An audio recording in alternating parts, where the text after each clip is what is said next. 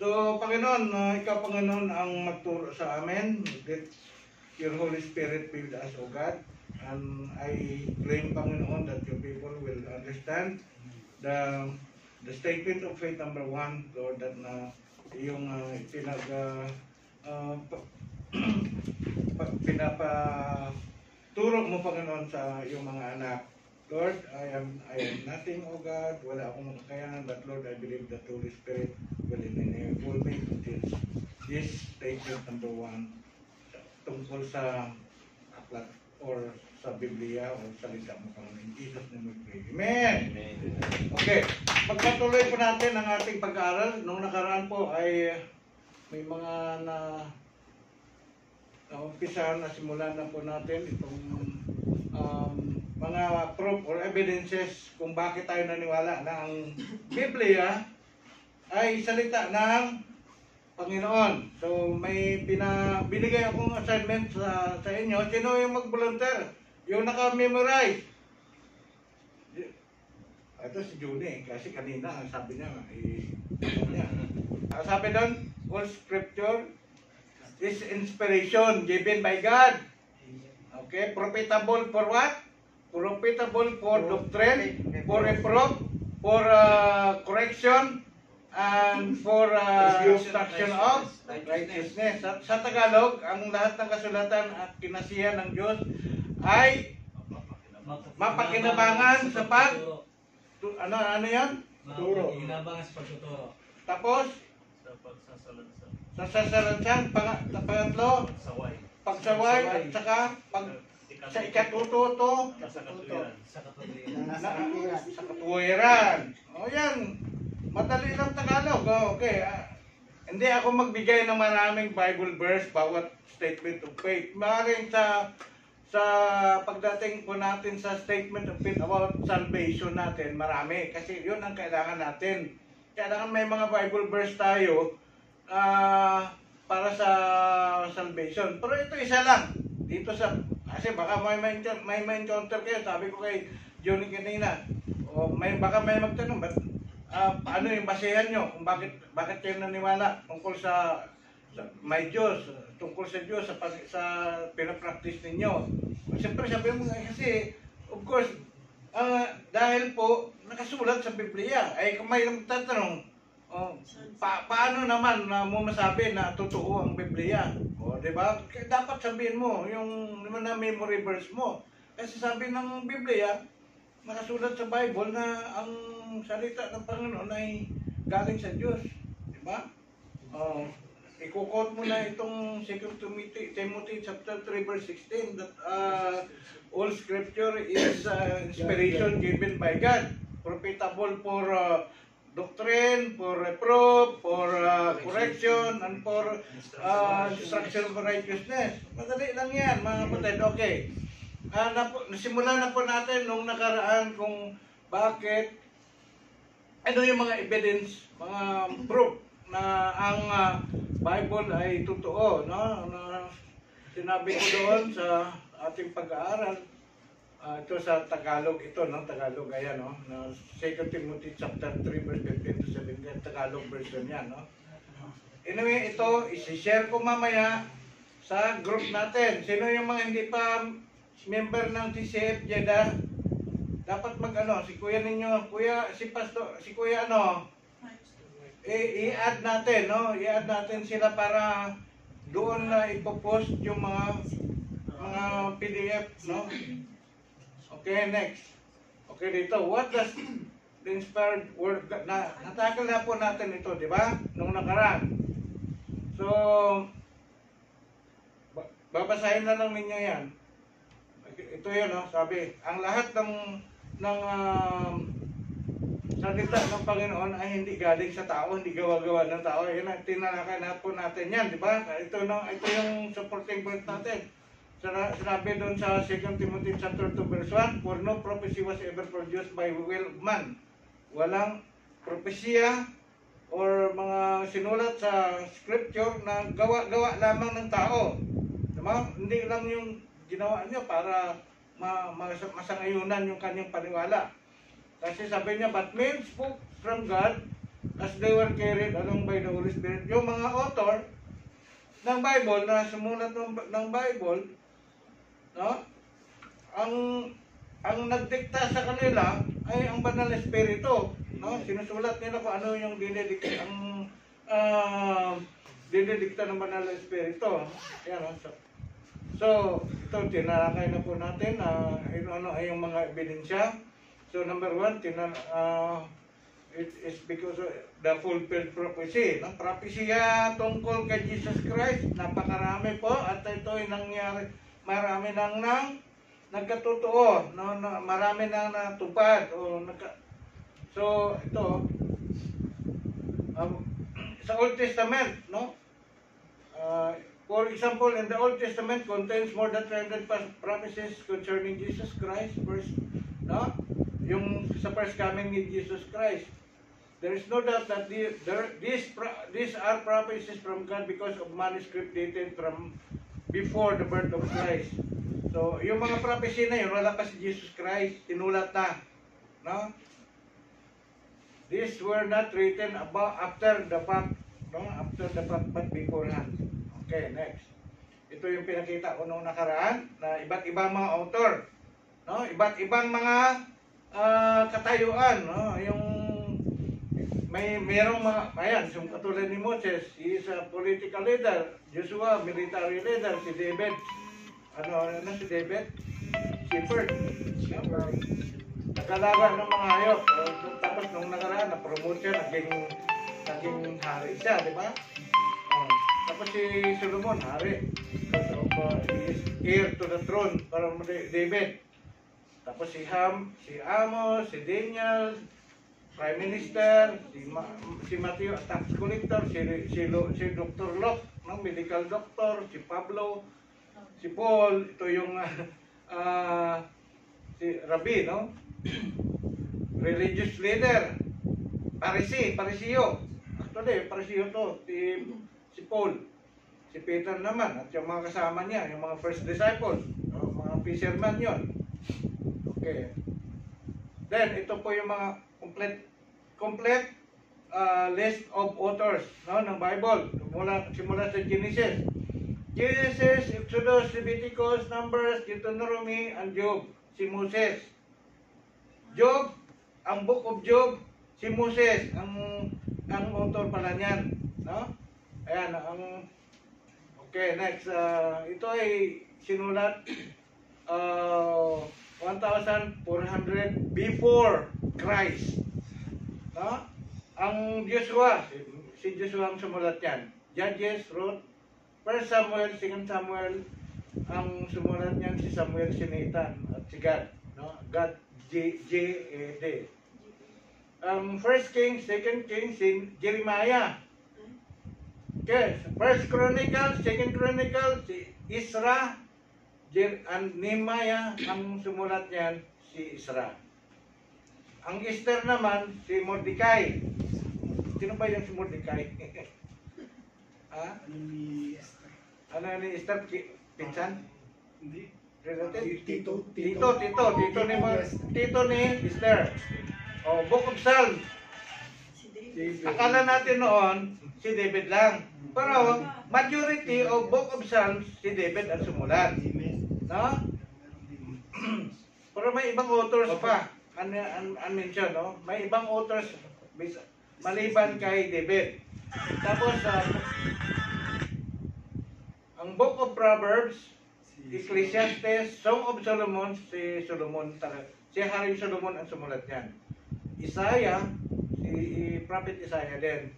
Jeremiah, Lamentation, si Jeremiah din. Ezekiel, si Daniel, Book of Daniel, si Daniel din. Si Hosea din. Book of Joel, si Prophet Joel din. Si Amos din. Si Obadiah, Prophet Obadiah din. Jonah, si Jonah din. Okay, verse 8, sa number 18. Ayan, si Micah, si Nahum, Abakok, Shepania, and skip na natin hanggang sa Matthew, siyempre, Mark, si John Mark, no? Si Luke, Lucas din. Okay, John at yung Book of John at saka Revelation, ano na yon, si John the Beloved. Si John the Beloved na yan ang sumulat. Si John the Baptist, wala siyang sinulat, no? Wala siyang sinulat na libro. Ang Book of Acts, si Dr. Lucas ang sumulat. Dr. Luke, no? Si Luke ang sumulat niyan. Tapos yung mga epistles, yung letters, no? Epistles, mayroong dalawang epistles, ha? Ay yung epistles of Pauline epistles, letters of Paul to different churches. So, tulad ng Romans, 1 Corinthians, 2 Corinthians, Galatians, Ephesians, so forth, may iba pa dyan, hindi lang nagkasya, no? Si Pablo ang sumulat noon. Tapos yung Hebrew, Book of Hebrew, may ano, no? Most likely, hindi pa sure, most likely it is Paul, Luke, or Barnabas, no? Book of James, si James. 1 Peter and 2 Peter, ito si Peter, siyempre. First John and second John, third John, si John the Beloved, and Jude is Jude. And Book of Acts is ano na yon, si Book of Revelation, automatic na yon, si John the Beloved. Okay, next mga kapatid, the Bible was also written in variety of circumstances. Ito yung sinasabi ko nung nakaraan, na ang Biblia natin, ito ay sinulat sa iba't ibang continents, no? May sinulat na nandun sa Europe, no? Kasi Turkey, Europe yan, eh, no? Asia, Africa, okay. Yet, sabi nga dito, yet great themes of the scripture are maintained in all writings. The Bible does not contradict itself. Walang contradiction. May mga allegation na nagko-contradict, bakit walang, hindi na proven na nagkaroon ng contradiction. Okay. Okay. While in the Bible, yung Biblia po natin, ang Biblia ay pinag-isa mula sa panahon ng pagsulat nito. Sa Dead Sea Scroll, no? Nagkaroon lang ng iba't ibang version yung translation. But the content, no? Kasi ang Biblia natin ay sinulat sa lingwahe ng Hebrew, Greek, at saka Amharic, no? Yung Amharic yata, yan ang salita na ngayon ng Ethiopia, no? Eritrea, yan. Amharic. Yun. Ngayon, walang magkaiba. O katulad ng sinasabi ko sa inyo, biography of Jesus Christ or the Gospel, tulad yan, sulat ni Mateo, sulat ni Luke, sulat ni Mark, at saka sulat ni John the Beloved. Yung Gospel, it's about biography of Jesus Christ, no? Magkaiba lang yung wordings, pero ang konteksto ay ganun pa rin, hindi nagkakasalungat, no? Walang nagkakasalungat doon, iba lang ang pagkasulat, no? So, okay, pangatlo. So, ang Biblia, the Bible, present its hearers truthfully with all of their faults and weaknesses. Ito, basahin na lang natin, no? Hindi nito niluwalhati ang mga tao gaya ng ginagawa ng ibang reliyon sa kanilang mga bayani. Sa pagbabasa ng Biblia, natatanto ng isang tao na ang mga taong inilarawan dito ay may mga problema at gumagawa ng mali gaya natin. Ang napakadakila sa mga bayani ng Biblia ay ang kanilang pagtiwala sa Diyos, no? Isang magandang halimbawa dito ay yung buhay ni David. No, si David ay inilarawan ng Biblia sa 1 Samuel chapter 13 verse 14 na he is a man after God's own heart. Okay? Pinupuri siya ng Diyos. No, napiplis sa kanya ang Diyos, sabi no. Pero, gayon pa man, si David ay nagkasala. No, nangalo niya si David. No, doon no, sa 2 Samuel chapter 11 verse 1 to 5. at pumatay. Alam po natin kung sino yung pinatay ni David, si Urias, asawa ni Bathsheba. Tingnan natin mga kapatid. Sabi nga dito, ang impormasyong ito ay madaling tinanggal sa kasulatan, ngunit isinama ito ng Diyos upang makita. No, hindi dito sa Bible natin, hindi tinatago yung mga ginawa ng mga karakter. No. Ayan, sinampol natin diyan ang buhay ni David. Sino pa naalala natin? Si Lot. Ano yung nangyari sa kay Lot? Nung pagkatapos ng Sodom at Gomora, pumunta sila sa Yungib. At yung anak niya, ilan yung anak niya? Dalawa, na babae. Ang dalawang anak niya na babae, sa pag-aakalang naubos na yung mga kalalakihan doon sa Sodom at Gomora, nilasing nila si Lot. Kasi gusto nila magkaroon ng anak. Nilasing nila si Lot at nakipag-sex sila sa kanilang ama. O hanggang sila ay nabuntis. No? So, makita po natin, hindi tinatago ng Bible yan. Na maraming mga tao, Bible characters na nagkakamali, hindi tinatago. Para lilitaw na, puro mga banal, puro mga matuwid ang mga tao na nakasulat sa Bible, ng mga Bible characters. Hindi tinatago, no? So yan ang kagandahan ng Bible, no? Transparent, no? Sinasabi ang totoo. Si Samson, di ba? O si Samson, good example din si Samson. Nagkamali din siya, powerful siya. O, sa New Testament, sino? Si Peter. Dininay niya si Jesus Christ. Di ba? O, nakikita natin na ganito pala si Peter. Si Pablo, pinapapatay niya yung mga no, yung mga unang Kristiyan. Dapat tinanggal yun no? Ay, ganito pala si Pablo. Pero, pinakita, talagang sinadya yun para makita, upang magkaroon ng turning point. Makita yung pagbabago. Yung sa preaching ni Pastor Ile, nung nakarang Friday, sino yung karakter na yun, binanggit? Si Manase. Si Manase, napakasamang hari. Grabe, ang kasalanan niya. Imagine, propetang Isaya. Si propetang Isaya siyang nagpapatay kay propetang Isaya, prophet Isaya. Anong ginawa? Niligtas na ng Diyos si prophet Isaya, nilagay sa loob ng kahoy.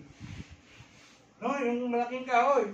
Kung nakapasok pero nung malaman ni Manase, nilagari yung kahoy, naputol yung katawan ni Isaya, patay si Isaya. Pero makita po natin, ganon ang Biblia na po natin, no? Totoo. Okay. May mga archaeology, ang pang-apat na proof or evidence is the archaeological findings, no, that support, no, ito yung support the history recorded in the Bible. Sabi nga doon, many unbelievers throughout the church have tried to find archaeological evidence to disprove what is recorded in the Bible, but they failed. No, marami. Noon pa yan, sinisiraan nila na hindi totoo, no? It is easy to say that scripture is untrue. No? Proving it to be untrue is another matter. In fact, it has been done in the past. Every time the Bible contradicted a current scientific theory, the Bible was proven later to be true and scientific theory wrong. Okay, ang good example itong sa Isaiah chapter 40 verse 22, binanggit na all the while the science declared the earth to be flat. Mayroong ganong mga theory. Yung flat earth theory. Hanggang ngayon may mga ganong naniwala na ang earth daw hindi round. No, theory ng science ng ibang science sa flat earth believers. Pero binanggit sa Isaiah chapter 40 verse 22, sinabi doon, no, the Bible stated that God sits on the circle sphere of the earth. Binanggit na ng Bible. At that time, wala pa si Magellan. Wala pang navigate ng circumference sa buong mundo. Pero binanggit na ng Bible na ang earth ay round. No? Circle. Okay. Okay, ito pa. The testimony of reliable witnesses, particularly Moses, yung mga ayon sa sinulat ni Moses, Joshua, si David, Daniel, Nehemiah, in the Old Testament, and Matthew, Luke, alam niyo si Matthew, si Luke, yung sumulat ng Paul Gospel, they are the first-hand witness sa biography ni Jesus Christ. No? Pero yung mga sumulat, sumulat tungkol sa kanilang aklat tungkol kay Jesus Christ, 650, hindi nila nakita. Hindi nila nakita pangyayari kasi sabi nila na yung nakapako daw, hindi daw si Jesus Christ. Paano nila malaman? Itong mas reliable ang witness, nakita nila mismo. Yun ang sinulat nila. No? Witness sila, si John, nandyan, the beloved, nandoon. No, itong mga to, sila yung first hand witness. Nandoon, present sila noong nangyari ang yung bagay na yun. No? Yung mga teaching ni Jesus Christ, narinig nila. Yung mga miracles ni Jesus Christ, nakita nila. Yun. Kaya mas reliable itong mga sulat ng mga author ng Bible, no? Tapos of course, sino makapag-question kay Moses? Si Moses mismo nakakausap niya ang Diyos. Amen. Di ba? Mismo, witness siya kasi nakakausap niya mismo ang Diyos. At yung mga ibang mga prophet na yun, the Lord give them the prophecy, yung visions, no? Okay, si John the Beloved, yung Book of Revelation, pinakita sa kanya ni Lord yun. Doon while he is in Patmos, in the island of Patmos, no? Doon pinakita ni Lord sa kanya kung ano mangyayari sa end times, no? So, ito po yung mga pwede nating makapag-refer, pwede nating basahin ang mga passages na ito na makapagpatunay na ang Biblia po natin ay totoo na nanggagaling sa Diyos. Okay, ito pa. Mayroong unbeliever na Jew. Ang tawag diyan ay si Titus Flavius Josephus, no? May mga sulat siya, no? Wala sa Bible, no? Maliban sa Bible, maliban dito sa scripture, may mga sinulat itong historian, Jewish historian, no? Na si Titus Flavius Josephus. By the way, he is a leader at that time of Jewish mga Jew na lumaban sa Roman. Naging general yan. May mga army na pinamumunuan yan. Malaking pangkat ang hawak niya. Hanggang nung huli, natalo pa rin sila ng Romans. Na-conquered pa rin ng Romans ang lugar ng Palestine o yung lugar ng Israel ngayon, no?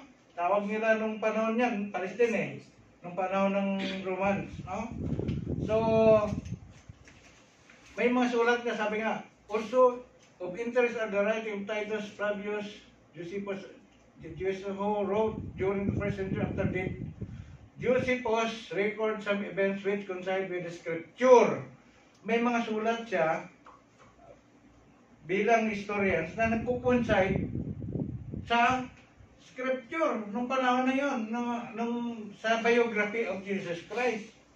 So, ito mga kapatid, considering the evidence given, yung apat na yon, okay, we wholeheartedly accept the Bible as being the word God, no? Came from God.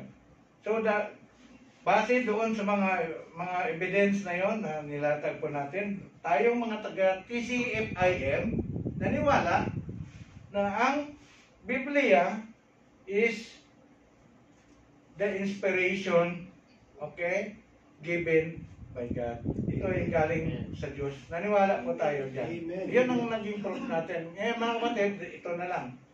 Gusto ko, basahin din po ninyo yung Biblia. Actually, alam nyo, yung tungkol sa pag-aaral ng Word, maraming pwedeng itakal dyan. Kaso gusto ko basic lang na hindi kayo mahirapan. No, ito. Dalawang division, main division ng Bible. It is Old Testament and New Testament. But doon sa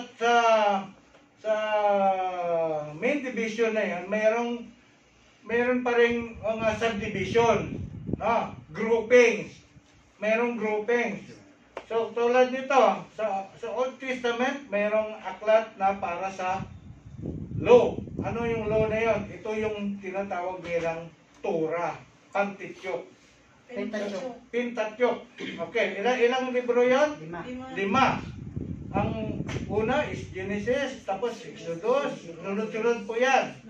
Leviticus, Numbers, Deuteronomy. Yan, Book of Law. No? Yan ang law of Moses. No? Yung yan. Na binigay ng Lord na laws, no? Diyan kay Moses. Pangalawa, history. Ang history, ayan, Joshua, Judges, Ruth, 1 Samuel, 2 Samuel, 1 Kings, 2 Kings, 1 Chronicles, 2 Chronicles, Sarah, Nehemiah, Esther. History yan. Okay, pangatlo, poetry. Poetry, Book of Job, Psalms, Proverbs, Ecclesiastes, Song of Solomon. At dito sa prophets. Ang prophets, dalawa. No? It is divided into 2. Number 1, yung major prophets. At pangalawa, minor prophets. At dito nakalagay sa major, Isaiah, Jeremiah, Lamentation, Ezekiel, Daniel. And minor, ito yun. Okay. Pangalawa, sa New Testament, ang New Testament, it is also divided, no, into 4 groups. Ang apat na division, na groups na ito, ang apat na unang aklat ay tinatawag na Gospels. Yun ang Book of Gospels, yung Matthew, Mark, Luke, saka Jude. 4 yun, no? Book of Jude. Ang history, Acts. Sino yung author ng history? Dr. Lucas, no? Okay. Ang epistles, merong Pauline epistles at saka general epistles. Pero susunod ko na lang ano yan. Yung epistles, ito po yun. Romans, 1 Corinthians, 2 Corinthians, until the book of Jude. Then, prophecy, book of Revelation. Okay, hanggang dito na lang. Next Friday,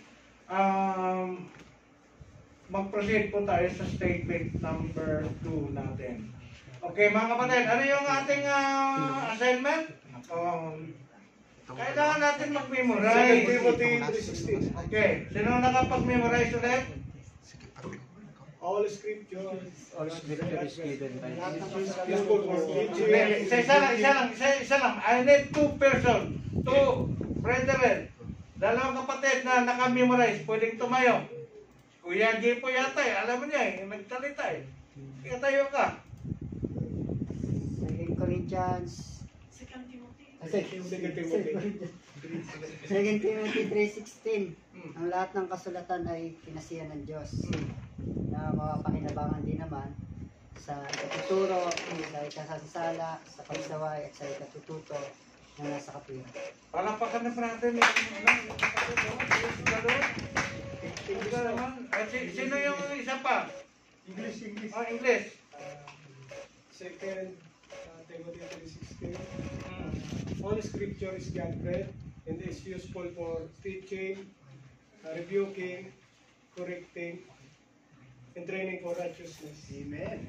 Ibang version yan. Pero ganoon pa rin ang content, na ayun ang sinasabi ko. Sa susunod, siguro pasapin ka Pastor Ede na magkaroon po tayo ng record ng kwan, tapos magkaroon ng award, no? Yung mga may nakapag-memorize ng marami. So hanggang dito lang po ang ating pagtuturo tungkol sa statement of faith number 1 ng TCFIM. Praise God. Glory to God.